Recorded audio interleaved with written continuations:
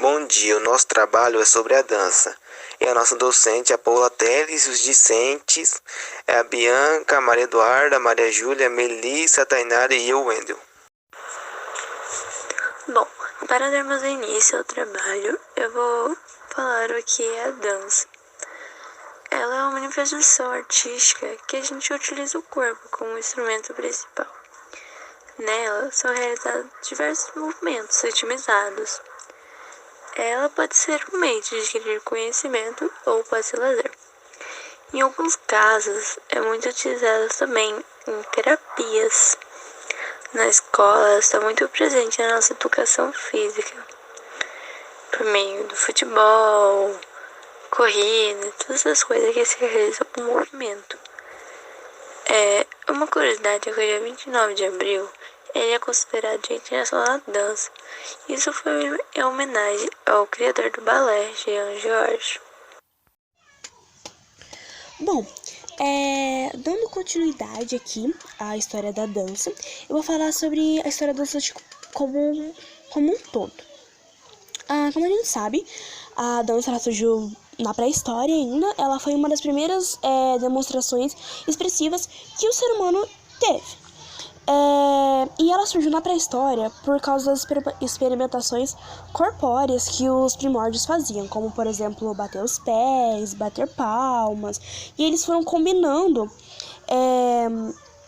com a descoberta de novos sons, novos ritmos, que é, no caso, nesse período da dança primitiva, que eles descobriram novos sons, novos ritmos e foram, digamos assim, encaixando cada som e cada ritmo a cada movimento corporal.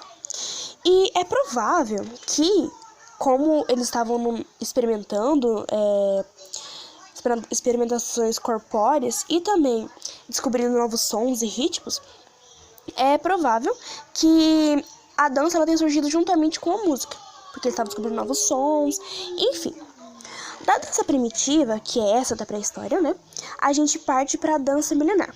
A dança milenar, ela surgiu na Índia, Egito, Grécia e Roma.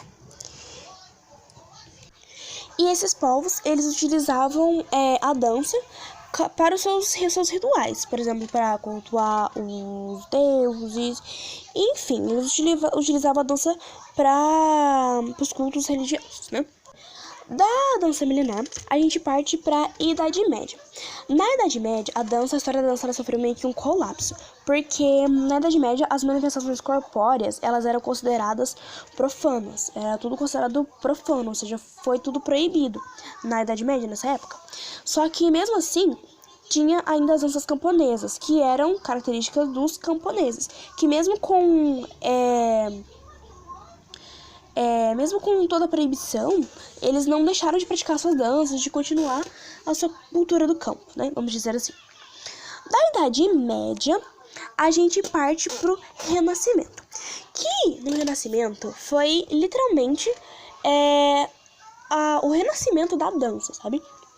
A dança, ela, na época do Renascimento, ela foi valorizada pela nobreza, foi muito valorizada pela nobreza. E por ela ter sido muito valorizada pela nobreza, digamos assim, que uma dança mais nobre, que a gente pode citar, assim, um exemplo, por exemplo, de nobre, é o balé, que foi a dança marcante do período do Renascimento. Saindo do Renascimento, a gente vai para a dança moderna. A dança moderna já é um estilo assim mais livre, mais espontâneo e é mais relacionado com o cotidiano. Duas bailarinas, uma dançarina e uma bailarina, influenciaram bastante a dança moderna, que foi a bailarina Isadora Duncan e a dançarina Martha Graham. Elas foram as grandes responsáveis por transformar a dança ocidental na época moderna. E da dança moderna, a gente parte para a dança contemporânea, a dança do tempo atual. Ela, na verdade, ela é suprimida, ou seja, anulada, né, uma estruturação clara.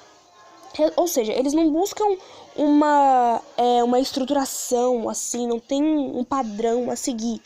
São movimentos mais, assim, de acordo com quem está dançando. Não tem um padrão a seguir, tipo como o balé, por exemplo, que é tem toda aquela construção da dança. Não, a dança contemporânea ela já é...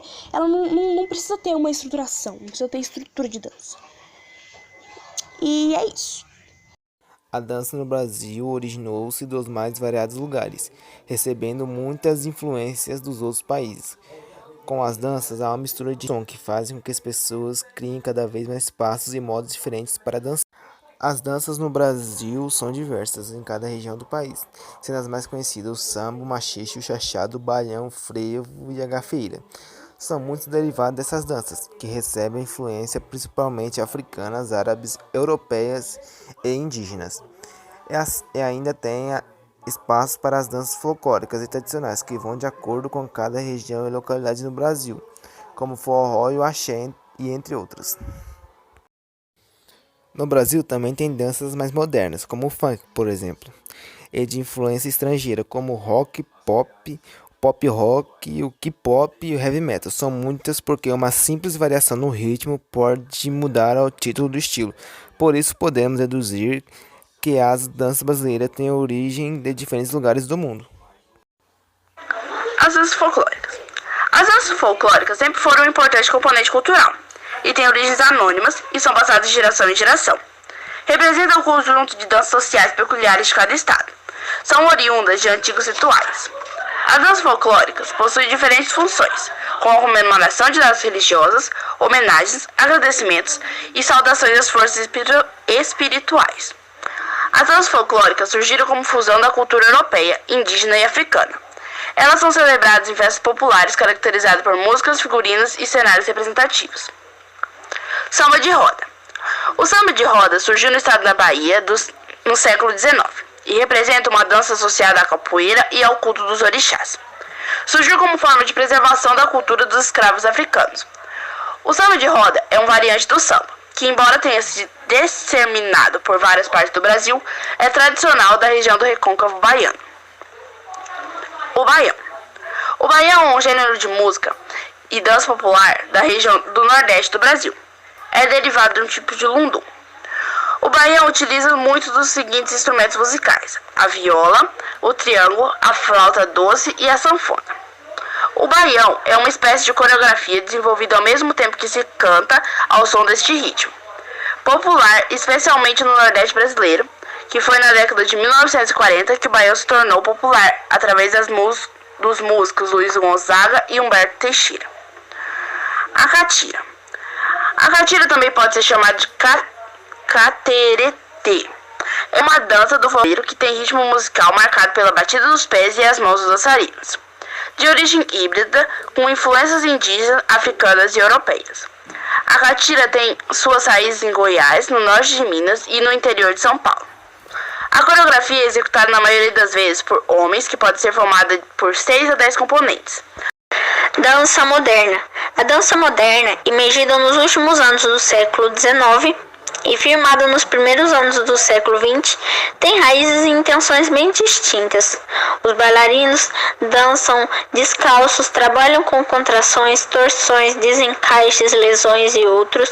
Seus movimentos são mais livres, embora ainda respeite uma técnica organizada.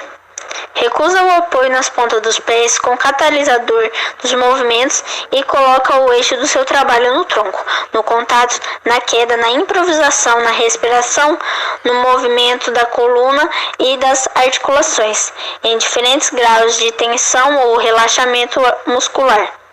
E também trabalho no chão. E agora eu passo a palavra para a Bianca. Bom, eu vou falar sobre as danças na atualidade.